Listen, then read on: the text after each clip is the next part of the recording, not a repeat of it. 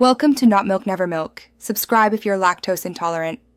In this video, I will explain how to handle Dropdown in Selenium Webdriver by Naveen full guide.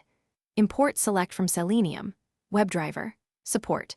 UI and identify the select element by ID, name, or XPath. Use select element.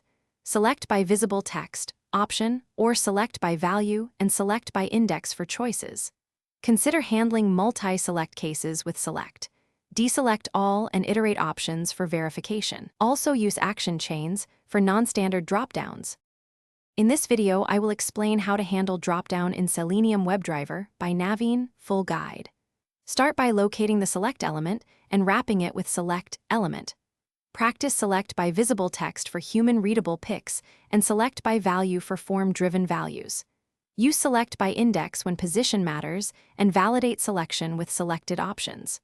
For multi-select, loop over options and assert text value or index to ensure correct behavior in tests. In this video, I will explain how to handle dropdown in Selenium Webdriver by Naveen full guide. Quick recommendation. Bento box make meal prep easy with these leak-proof containers that prevent spills and stay fresh in bags, perfect for busy test engineers. They nest well and save time prepping lunch before long coding sessions. Check the description for the product link and other deals. Now let's get back to the video. In this video, I will explain how to handle dropdown in Selenium Webdriver by Naveen full guide. If dropdowns fail, check for iframes and switch to frame before locating elements. Use WebDriver wait and expected conditions to wait for visibility and clickability.